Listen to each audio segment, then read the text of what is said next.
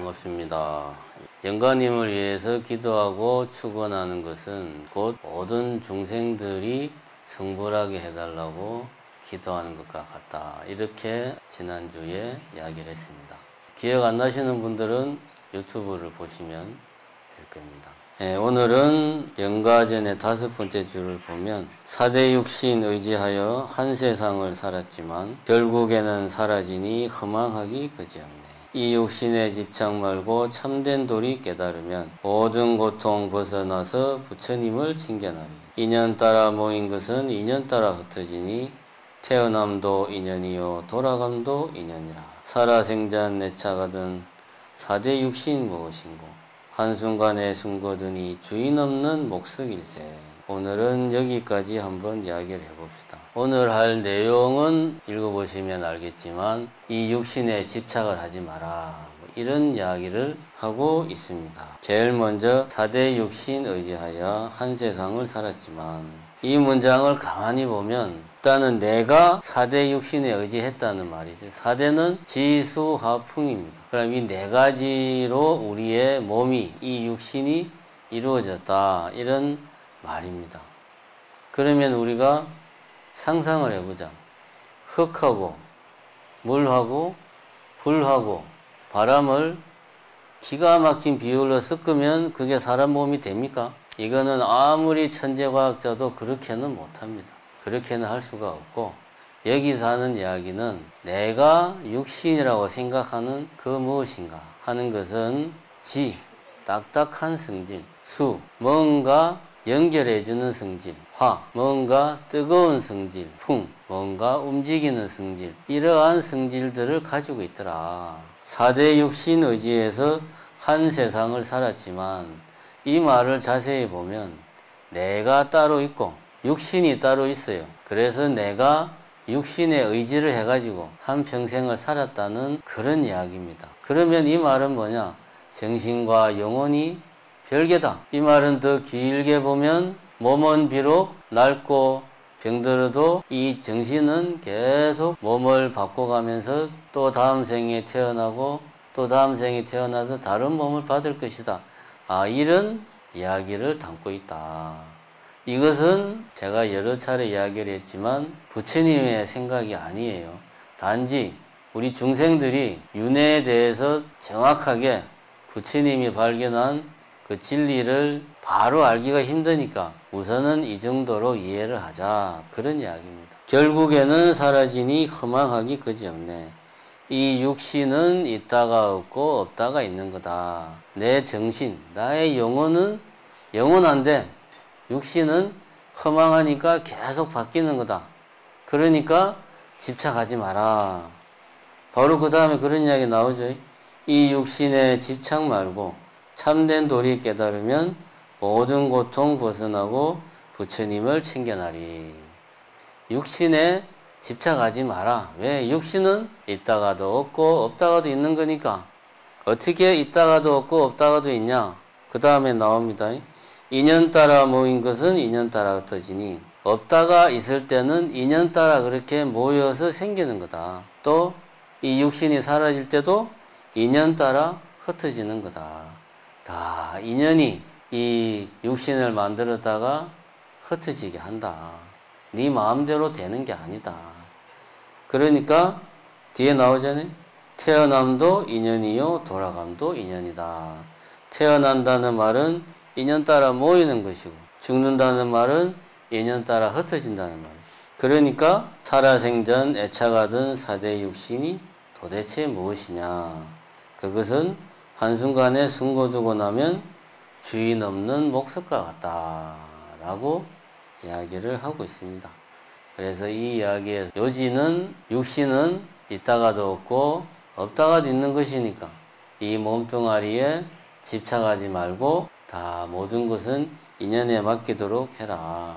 대신에 부처님이 말씀하신 진리, 참된 도리를 깨달으면 모든 고통이 다 사라질 것이다. 그러니까 육신에 애착하지 말고 부처님의 참된 도리를 알기 위해서 열심히 노력해라. 이렇게 이야기를 하고 있습니다. 자, 우리가 한번 예를 들어 봅시다. 지금 비가 오고 있습니다, 밖에. 자, 그러면 우리가 입장을 바꿔서 한번 생각을 해보자. 저 비가 영원히 있다고 생각을 해봅시다. 아주 몇 킬로나 되는 높은 하늘에서 어마어마하게 빠른 속도로 떨어져 가지고 바닥에 떨어지면 온몸이 박살나잖아요. 그 고통이 얼마나 크겠습니까? 박살나고 나서도 그것도 모자라 가지고 다시 바위에 부딪히고 웅덩이 같은 지저분한 데가 있으면 거기에 한참을 고여 있다가 요즘 같은 세상에는 무슨 공단이나 그런 데로 지나가면 또 온갖 더럽고 독한 것들 다 마셔야 돼요. 그 고생 해가지고 바다까지 갔는데 또 거기서 하늘로 또 구름이 돼가지고 올라가가지고 다시 또 같은 짓을 또 하는 거야. 만약에 물이 영혼이 있다, 자아가 있다, 그러면 물이 어떻게 생각하겠습니까? 물의 인생이 너무 괴롭죠. 우리 사람들의 인생에 비하면 이거는 말로 표현할 수가 없어요. 지금도 우리는 빗소리가 좋다 그러지만 비의 입장에서는 저 소리는 내 몸뚱아리가 찢어지고 깨지고 부서지는 소리야. 우리가 입장을 바꿔서 생각을 해보자. 내 몸뚱아리가 깨지고 부서지고 완전히 산산조각이 나는데 옆에 있는 비라는 애는 야, 참 저 소리 참 좋구나. 그러면은 심정이 어떻겠어요? 말로 표현할 수가 없습니다. 그럼 두 번째 예를 들어보자. 조선시대 선비가 타임머신을 타고 딱 지금 여기에 떨어졌는데 하필이면 그 사람이 자율주행차를 본 거야. 그러면 그 선비는 뭐라고 생각할까요? 아, 쇳덩어리 마차구나 라고 생각할까요? 아니면 야, 저 참 신기한 동물이구나 이렇게 생각할 거예요. 분명히 그 선비는 자율주행차에 영혼이 있다고 생각했을 거예요. 왜냐하면 자기 혼자 막 돌아다니니까 충분히 그렇게 생각할 수 있습니다. 근데 우리는 잘 알고 있습니다. 자율주행차에 그런 건 없다는 건 우리는 잘 알고 있습니다. 거기에 뭐 영혼이라든가 그런 건 없어요. 똑같이 우리는 우리 자신에게도 적용할 수가 있습니다. 근데 왜 비나 자율주행차에는 내라는 게 없는데 왜 우리들 각자는 내가 있다는 걸 당연하게, 너무나 당연하게 생각을 할까? 요거를 우리가 고민을 해야 됩니다. 왜냐하면 여기 앞에 시계가 있다. 그러면은 그 시계를 보고 있는 그게 뭘까? 그게 바로 내구나 라고 우리는 생각을 합니다. 그렇게 하다 보니까 마치 아, 내라는 게 있구나 라고 나도 모르게 이런 생각이 굳어지게 되는 거예요. 이거는 제가 지어낸 내가 혼자 생각한 이야기가 아니고 부처님이 발견한 진리입니다. 부처님이 발견한 진리가 12연기고 12연기에 이런 이야기가 나옵니다. 내가 있구나 하는 생각을 내가 어떻게 해서 가지는가? 그것은 대상을 바라보고 아, 여기에 뭔가 있구나, 뭔가 있다고 생각하는 뭔가가 있구나, 그게 바로 내구나 라고 우리는 생각을 한다는 거예요.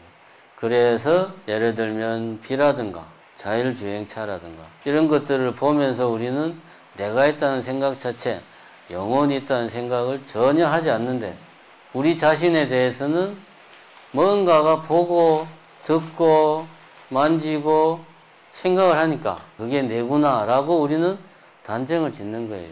그러면 다시 연가전의 첫 문장을 봅시다. 그러면 4대 육신 의지하여 한 세상을 살았지만 내라는 게 따로 있고 이 육신이 따로 있는 게 아닙니다. 육신이라고 하는 것은 마치 넓은 바다에 가득 차있던 물들이 수증기로 증발을 해. 그때는 수증기고 그 다음에 이것이 모이면 구름이 되고 이것이 모여서 땅으로 떨어질 때는 비가 되고 이것이 모여서 흘러갈 때는 시냇물이 되고 이것이 또 모여서 더 크게 흘러갈 때는 강이 되는 겁니다. 이렇게 이름이 각각 다르다고 해서 그것 자체가 서로 다른 게 아닙니다. 다 물이에요. 이런 조건이 갖춰지면 수증기가 되고 구름이 되고 비가 되고 냇물이 되고 그게 또 강이 되고 바다가 되고 그게 인연 따라 모였다가 인연 따라 흩어지는 겁니다. 인연이라는 것은 조건에 따라서 생겼다가 없어지는 것이 인연이다. 이 육신이라는 것은 그와 똑같은 방식으로 우리의 몸뚱아리가 따로 있고 여기에 시계가 따로 있고 이렇게 우리가 생각을 하는 거예요. 생각을. 실제로 그런 게 아니고 이 육신이라는 것은 인연 따라 생겼다가 없어지는 건다. 그러니까 이 육신에 집착하지 마라. 왜 여기 있던 비가 어디로 가고 강물밖에 없냐고 한탄하고 애석해 하지 말라. 그런 이야기입니다. 집착이란 말을 좀 고민해보고 오늘 끝내도록 하겠습니다.